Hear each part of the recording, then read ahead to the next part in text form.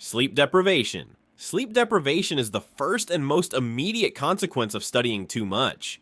When you repeatedly cut your sleep below the required 7 to 9 hours, your brain loses its ability to properly consolidate information. Memory consolidation is the process where short-term information is converted into long-term storage, and it mainly happens during deep sleep. Without it, you may spend hours studying, but retain significantly less. At the same time, your brain's control center, the prefrontal cortex, becomes less active, which directly reduces focus, decision-making ability, and logical reasoning. On a biological level, lack of sleep increases cortisol, the main stress hormone. Elevated cortisol disrupts blood sugar regulation, increases blood pressure, and promotes inflammation in the body. Over time, this creates a physiological environment that favors the development of conditions like hypertension, insulin resistance, and cardiovascular disease. Digital eye strain. Digital eye strain develops when your visual system is forced to work continuously at close range without rest. When you look at a screen, your blink rate drops dramatically, which means the tear film that protects your eyes evaporates more quickly. This leads to dryness and irritation.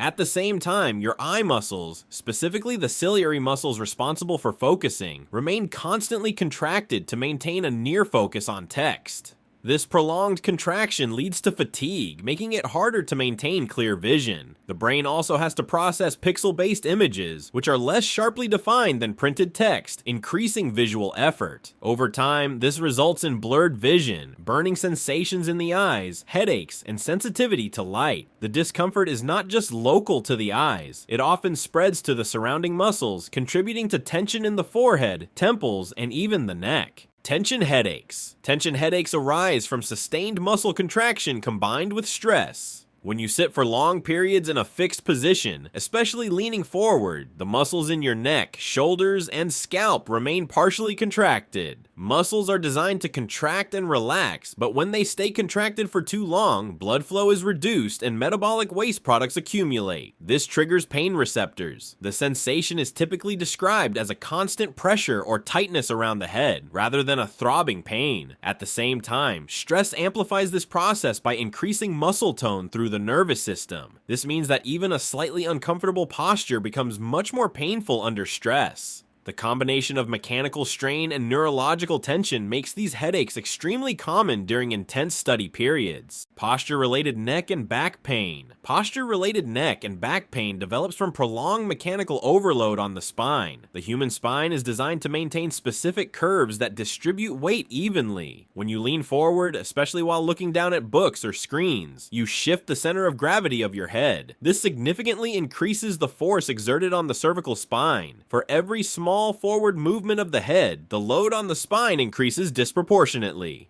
Over time, this causes muscle fatigue, ligament strain, and pressure on intervertebral discs.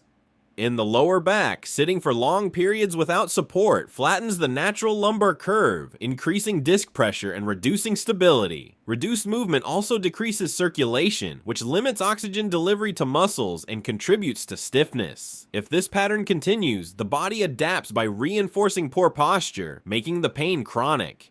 Repetitive strain injuries. Repetitive strain injuries in the hands and wrists occur when small movements are repeated continuously without adequate recovery. Typing or writing for long periods increases pressure inside the carpal tunnel, a narrow passage in the wrist through which the median nerve travels. Increased pressure compresses this nerve, disrupting its function. Nerves transmit electrical signals, and when compressed, they produce symptoms like tingling, numbness, or burning sensations in the fingers, especially the thumb, index, and middle fingers. At the same time, tendons that control finger movement become inflamed due to overuse, a process called tendinitis. Poor wrist positioning, such as excessive bending or deviation, further increases internal pressure and accelerates damage. Without correction, these changes can become persistent and interfere with basic hand function.